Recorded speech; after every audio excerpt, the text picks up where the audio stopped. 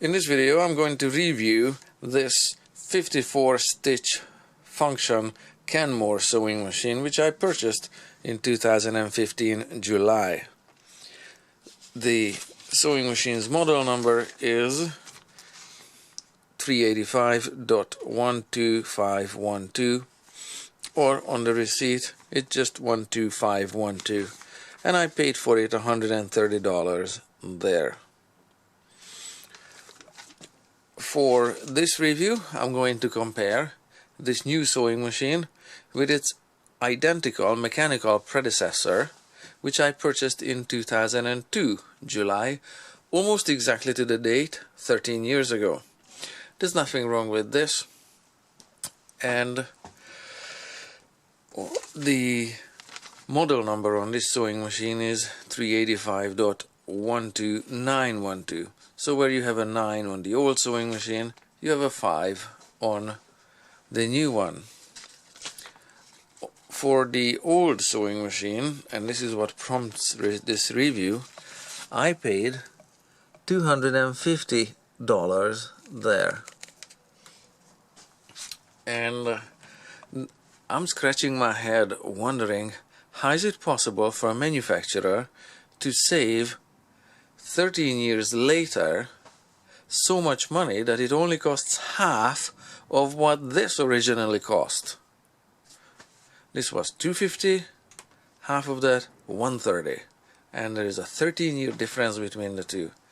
How is that even possible that they still make a profit on this one?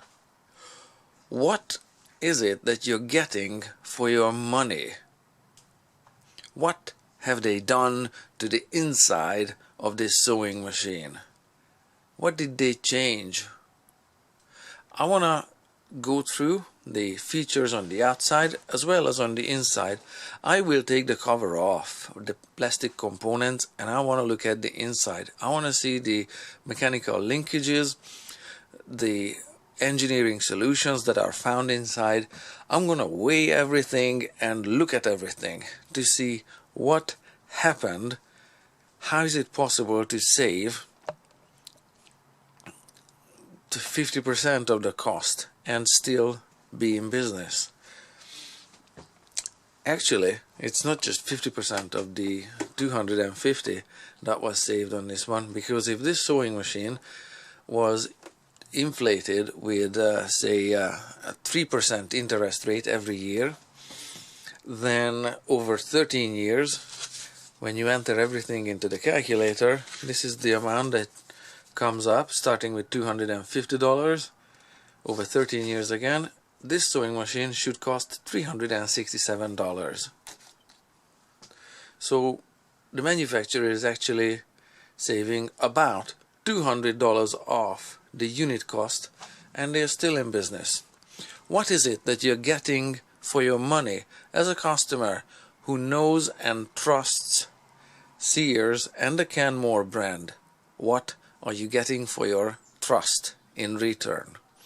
That's what I'm going to look at with regards to this new 54 stitch sewing machine. So let's get started with the functions. I did say that the 2002 model is identical and is the predecessor of this one, but they visually look different. However, they are not. Mechanically inside they are the same. They have the exact same functions on it. Let me walk you through it. Here you can see pictograms or icons for the functions the sewing machine is capable of doing. So there's 4 buttonhole functions. Let's start with those ones. And you find the same 4 buttonhole function arrangement there, exactly the same icon. Then you have 7 plain stitch functions lettered from A to G. 2 of them are straight, 5 of them are ziggy. And underneath you have the same functions, just in stretch stitch functions. So you have 7 there and 7 there. On the old sewing machine you have exactly the same icons in exactly the same order. 2 straight stitch functions, plain and stretch, and another 5 following that. 7 plain and 7 stretch functions 14 stitch functions in total. Now, even though this button is concealed for most of its or this dial is concealed for most of its size, this one is fully exposed. But look at it, it's got exactly the same functionality from A to G. It's got this exactly the same stops, exactly the same motion is being produced by the sewing machine when this button is operated. The same applies to the next dial here. This one adjusts the length of the stitch between two pokes of the needle in the fabric. So you see, you can have the length adjusted in 4 steps, plus some additional adjustment here for the stretch stitches. On the old one, you see exactly the same 4-step adjustment and additional adjustment for the stretch stitch functions.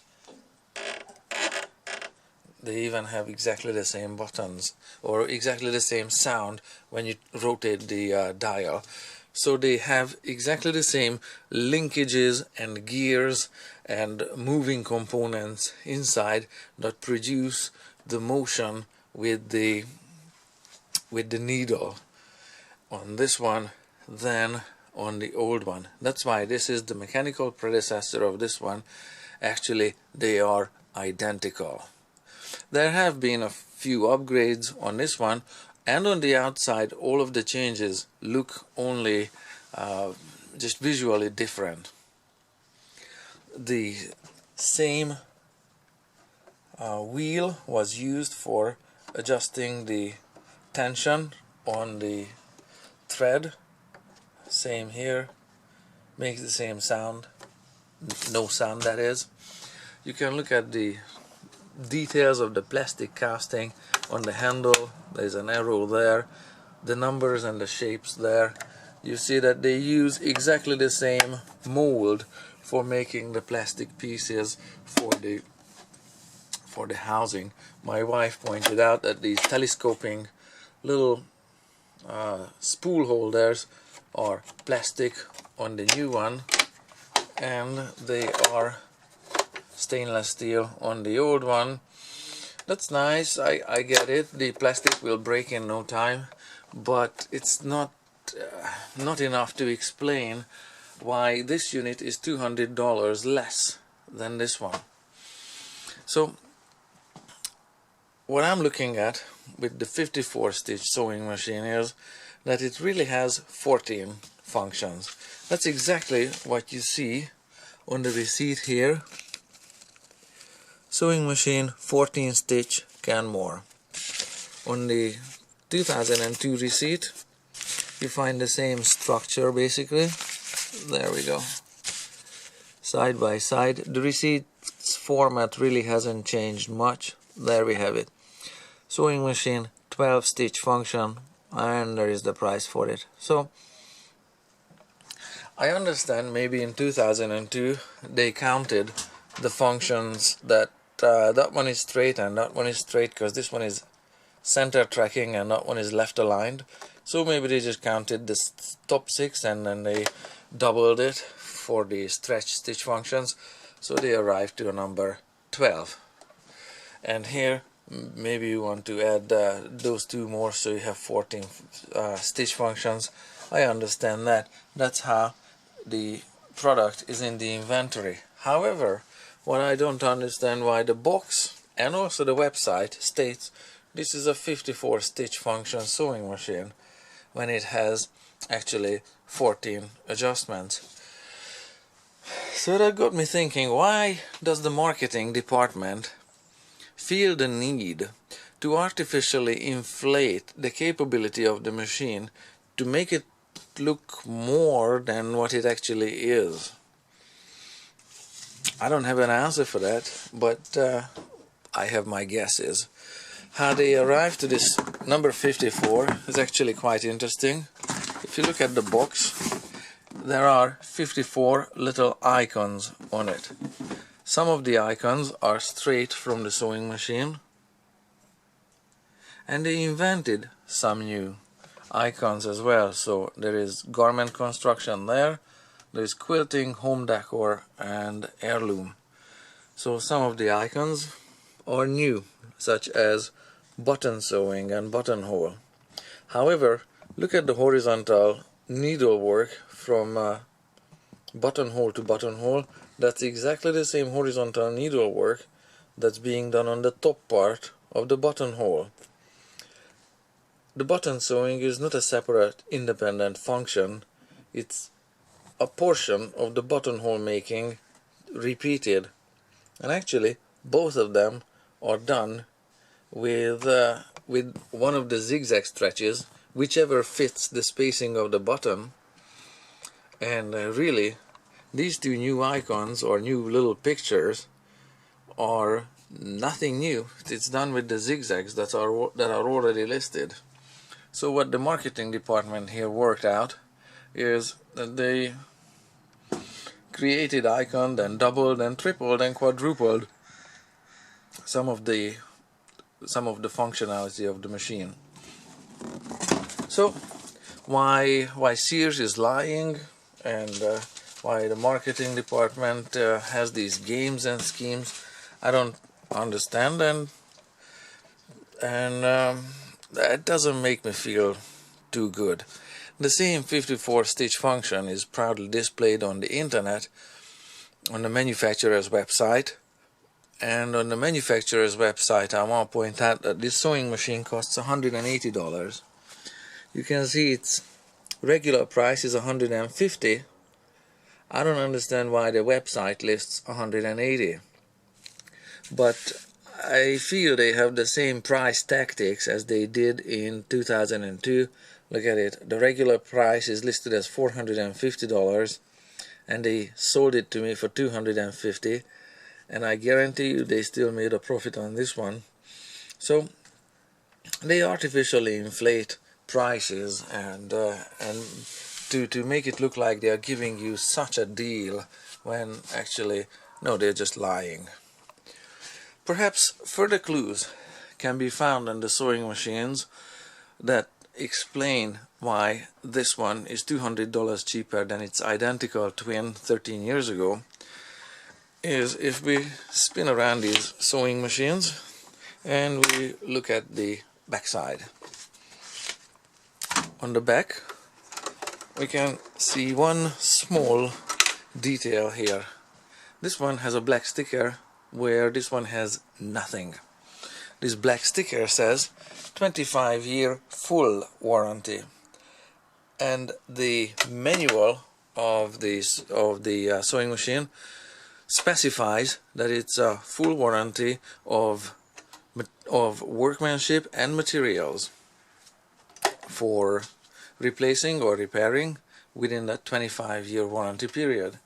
Like I said, there's nothing wrong with the sewing machine, but I just phoned 1-800 phone number for for the warranty service, where they told me that this specific model number and that serial number, they're not servicing it anymore.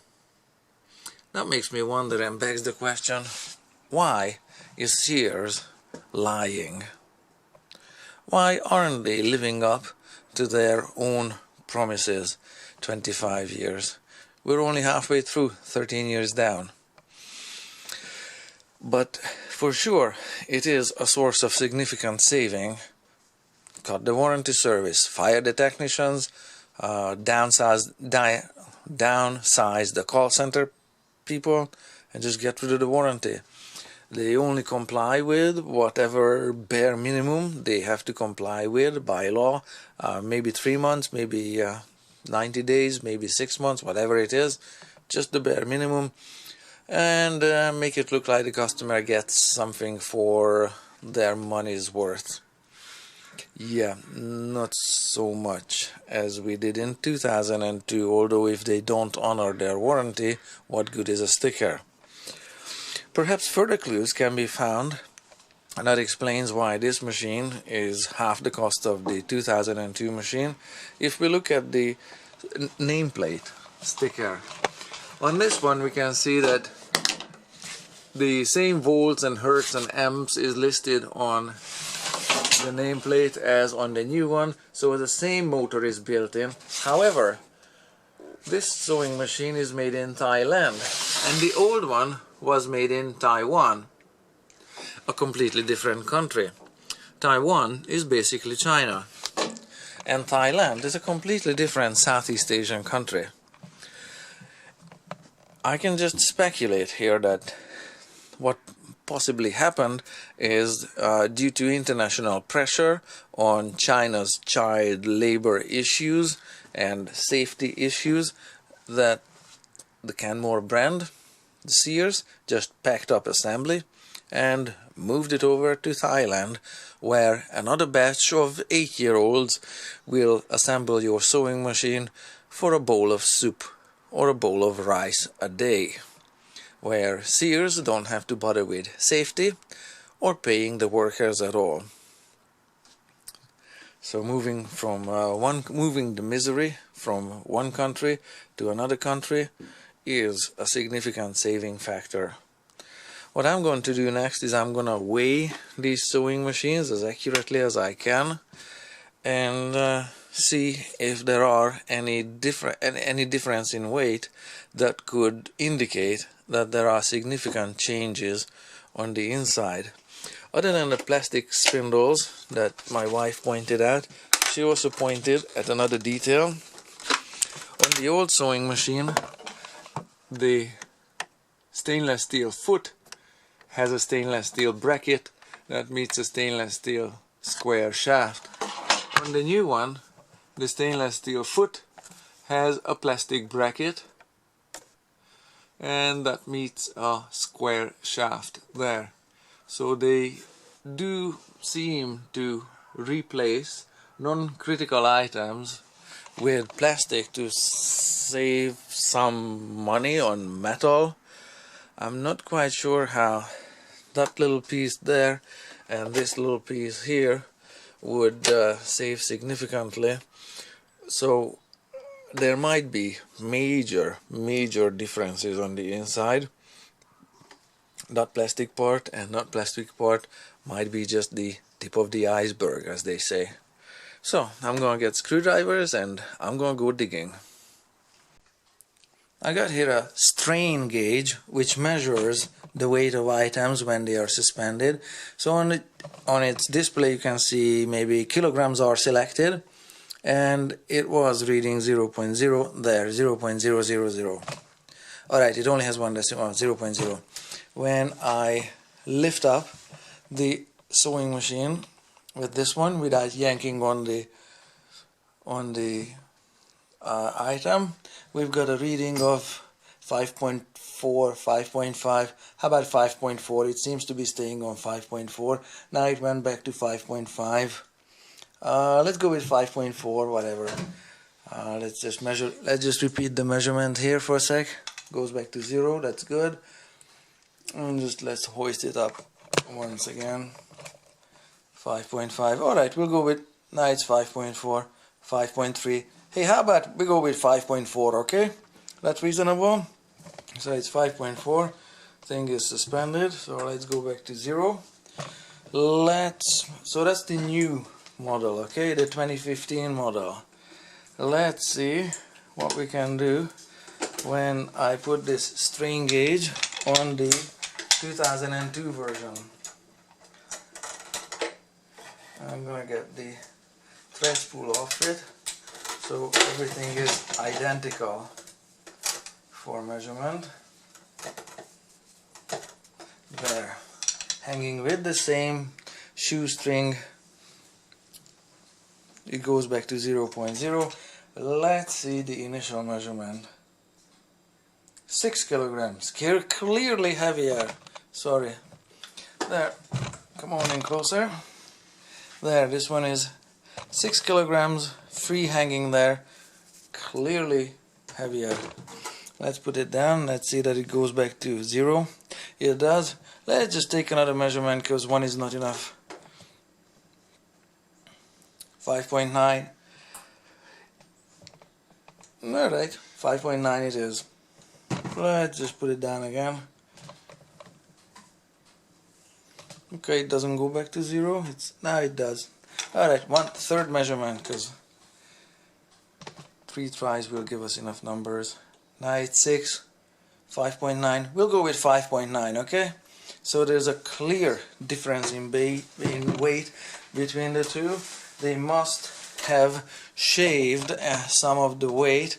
There must be some redesign on the inside between the 2002 and the 2015 versions. I'm going to take the covers off and I'm going to find what is it that they redesigned and where are they cheaping out on materials. We're at the post office here where they have super accurate scales for measuring parcels and such. So this is the 2002 sewing machine on the scale. It's fully on it. It's 6.03 kilograms.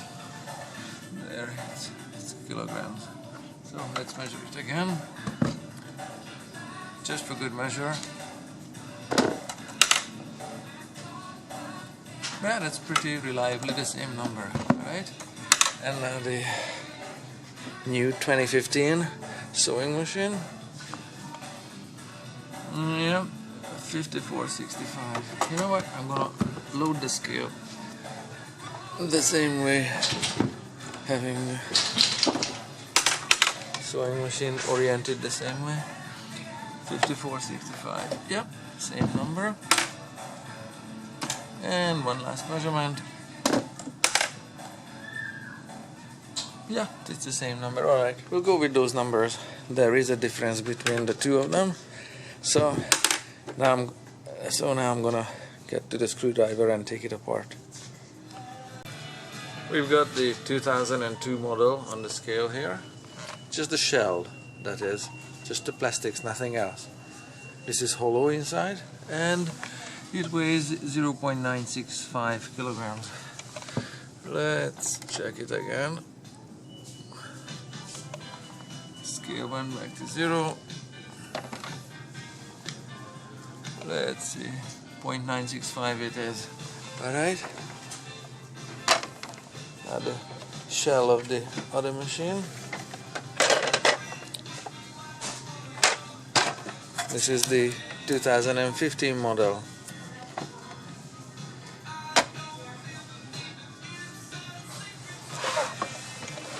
.928, negligible difference. There is some, but negligible. It's basically the same plastic, almost to the same thickness. Yeah, we'll just leave it like that. Okay, so that's that measurement. Now that both shells have been removed, you can see the differences between the two mechanisms there. They're basically the same.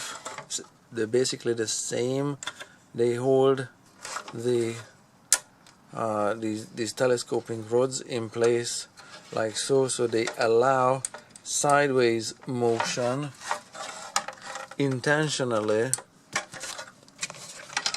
There, have a better look, maybe a little more light. There we have it. So this design allows intentional sideways motion, just in case these telescoping rods get an elbow and get knocked over. And the same one, this one, it does allow some flex. Of course it has additional flex because it's plastic. Yeah, another throwaway item that's gonna prove to be substandard in use. Now the similarities between the two machines are even more apparent. Let's take a look at some of the differences, how the manufacturer achieved this cost saving and this weight saving. Let's see what you're getting for your money in 2015. We'll compare it with the 2002 earlier version. Let's start with the frame. The frame has been refined. The molds for the casting has been refined and cleaned up and lightened up a little bit. Not so much in thickness of the cast, but in some cases, yes. Look at the nice casting detail here around the motor housing, while in 2002 it was just plain and chunky. For structural purposes, this little metal in the middle could be taken out and the frame could be lightened up there.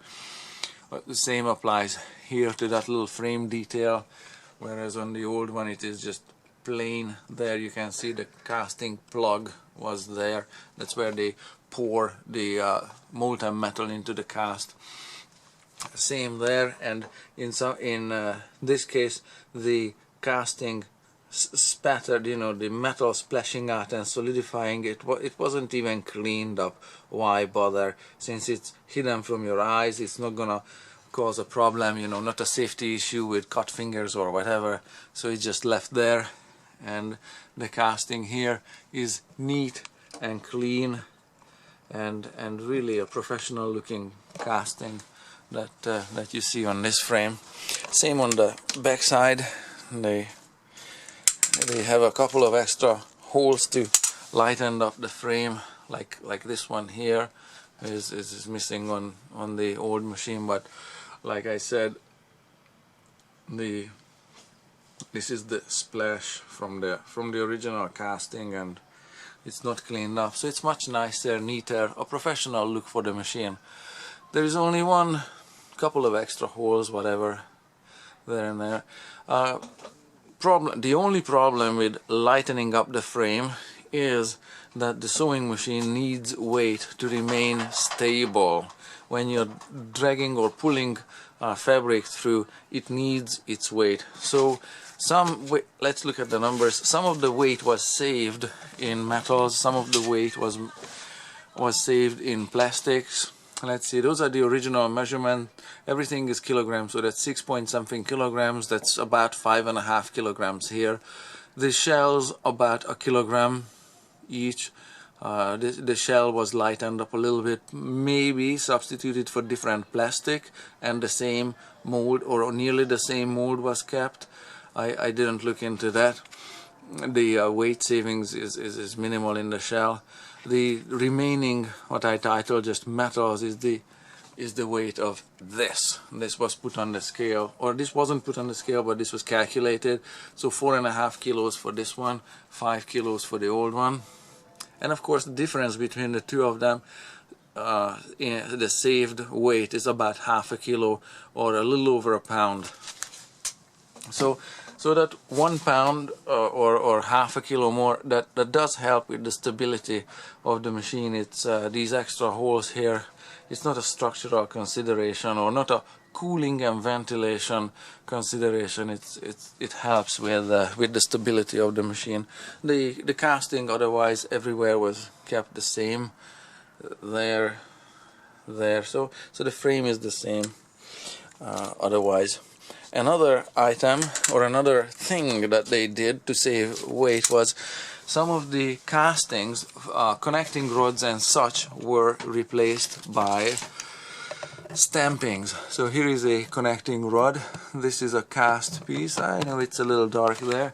Maybe tilt it to get some light to it, but yes, you can see it's dimply surfaced. That's a cast rod that's transferring some of the motion there, and another one here, which has a forked end on this upper end here. That's one end of the fork, that's the other end of the fork, and between those two fork tines a cam is rotating there,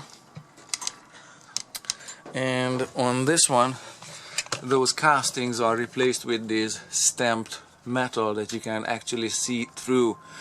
It's not weaker or stronger, it's less weight, but most importantly, metal needs to be heated up to molten state for this one, and metal could be worked just like with a cookie cutter. These stampings are made, so metal needs to be cold, and you can have thousands of these parts made on a big blanket with a dozen of these cookie cutters in just one pass, whereas these pieces need to be cast basically one at a time or so, and they need to be cleaned up. Whereas if it's just cold stamped like this, after stamping it's grab and go. The same happened to the other bar here. That was a cast piece on the other side, and it ends with a two-tined fork. Here it ends with just the fork has just one push plate there. That's how it's being replaced. And of course the cam that rotates there is a plastic. You can see that rotating big white blob. The cam is plastic. Now there is a problem with that, because the cam on this one, it has possibly been hardened on the cam profile, as metal could be hardened to provide a long service life for the cam, whereas here it's a throwaway part, and yeah, plastic will wear down in contact with the metal in no amount of time. So here a 25-year-old warranty was provided. Whether they live up to their promise or they want to change it and lie, that's irrelevant now, but that part, that metal part, the cam, will last a long time with lubrication, whereas good luck with the plastic part. Another plastic part is this one, the bracket that holds the rod that